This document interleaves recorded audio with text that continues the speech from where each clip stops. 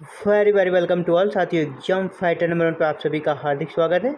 PhD admission 2024 के बारे में बात करेंगे साथियों। जैसा कि आप अगर रेगुलर व्यूअर हैं मेरे, तो आपको पता ही होगा कि इस बार पीएचडी में एडमिशन के लिए एक नया रूल्स लागू किया गया था कि जो नेट में आपका स्कोर होगा, नेट के एग्ज़ाम्स में, उसी स्कोर के आधार पर पीएचडी में एडमिशन होगा। आपको अलग अलग यूनिवर्सिटी से जो इंट्रेंस टेस्ट होता है वो आपको नहीं देना पड़ेगा, वो झंझट खत्म हो जाएगा। तो इसी के रिगार्डिंग बिग ब्रेकिंग न्यूज़ अब निकल कर आ रही है। और ये न्यूज़ क्यों निकल कर आ रही है कि फिर से अब पीएचडी की नामांकन प्रक्रिया, एडमिशन प्रोसेस में फिर से नया बदलाव होने वाला है। क्यों होने वाला है, इन सभी मैटर के बारे में बात करेंगे।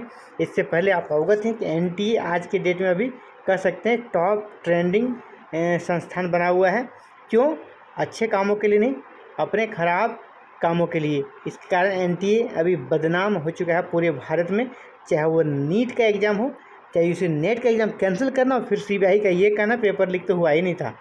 तो इसके कारण कह सकते हैं एनटीए का काफ़ी पूरी कैसे जग हसाई हो रही है फ़िलहाल एनटीए का।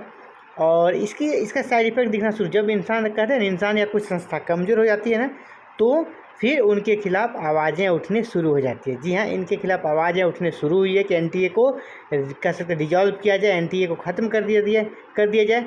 और इसी बीच में अब निकल कर ये आई है कि एनटीए के अनुसार अभी जो यूजीसी नेट का एग्ज़ाम होना था एनटीए के द्वारा, तो अब नेट का एग्ज़ाम कैंसिल हो गया है। फिर 21 अगस्त को एग्ज़ाम होगा या नहीं होगा, इस पे भी दुविधा है, क्योंकि सीबीआई ने कह दिया है कि नहीं, पेपर लीक हुआ ही नहीं था, फिर री एग्ज़ाम कराने का क्या मतलब है ना। री एग्ज़ाम होना नहीं चाहिए। तो नेट स्कोर के आधार पर अब पीएचडी में जो एडमिशन है वो नहीं मिलेगा, क्योंकि काफ़ी लेट हो चुका है। इसके चक्कर में अलग अलग यूनिवर्सिटी जो कि काफ़ी प्रतिष्ठित यूनिवर्सिटी सब है, उसमें क्या होता है, सेशन उनका विद इन टाइम चलता है। अब इसके चक्कर में सेशन उनका लेट चल रहा है। वो पीएचडी एंट्रेंस एग्ज़ाम के लिए नोटिफिकेशन नहीं निकाल पा रहे हैं।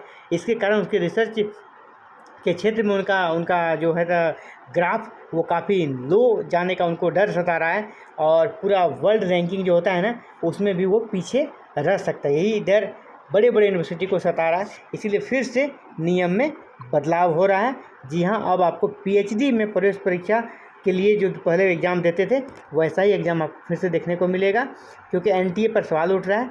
इसीलिए अब देखिए, ये मैं न्यूज़ कवर कर रहा हूँ आपको टीवी9 हिंदी के माध्यम से मैं न्यूज़ दे रहा हूँ आपको, टीवी9 हिंदी। इसके बाद और भी न्यूज़ चैनल के माध्यम से मैं ये न्यूज़ अभी आप सभी को शेयर कर रहा हूँ।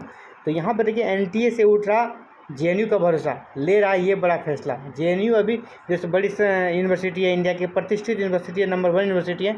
वहाँ से क्या उनका कहना है कि एनटीए की परीक्षाओं में हो रही गड़बड़ी और एजेंसी पर लग रहे आरोप के कारण जेएनयू यानी जवाहरलाल नेहरू केंद्रीय विश्वविद्यालय ने एक बड़ा फैसला लेने पर विचार कर रहा है। ऐसा हुआ तो जेएनयू अपनी एक परीक्षा एनटीए से अलग कर लेगा, एग्ज़ाम का आयोजन खुद करेगा, है ना। एनटीए अभी क्या करती है कि जो पीएचडी इंट्रेंस टेस्ट होता है, चाहे वो जेएनयू का हो और इसके साथ और कुछ यूनिवर्सिटी का है, जो कि अभी एनटीए उसका एग्ज़ाम्स लेती है और पीएचडी में वहाँ पर दाखिला होता है।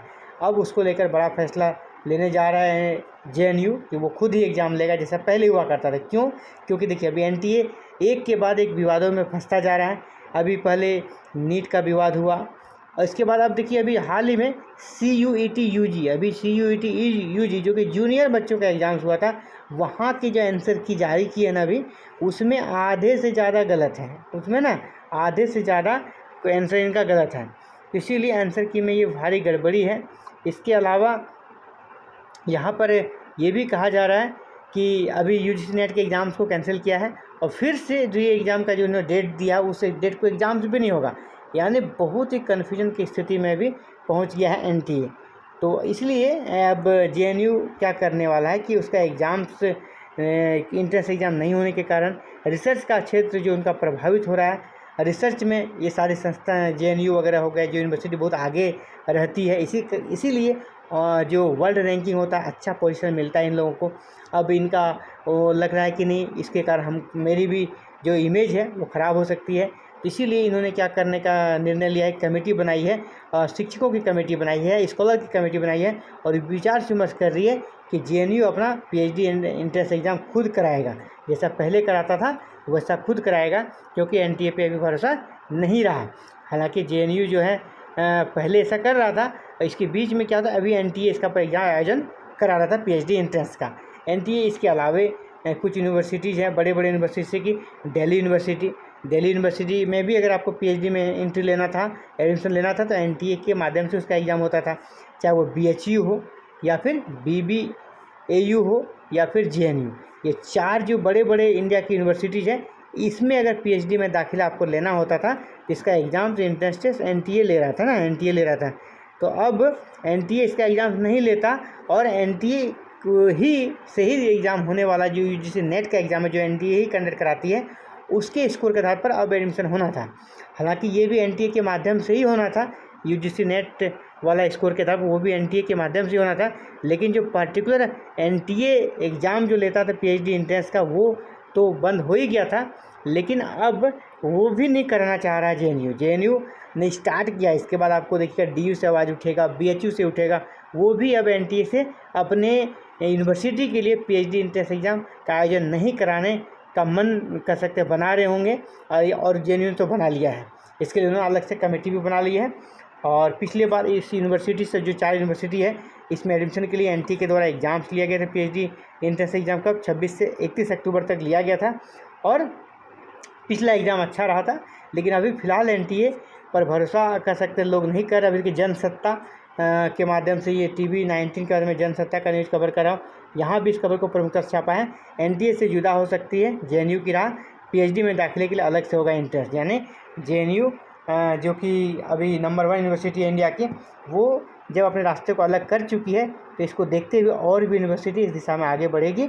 और धीरे धीरे आप जान लें, अभी आने वाले 10 दिनों में ये क्लियर हो जाएगा कि पीएचडी में एडमिशन कैसा होगा। हो सकता है पीएचडी में अब जो दाखिला होगा ना, फिर से पुरानी प्रक्रिया के तहत कभी कर दिया जाए।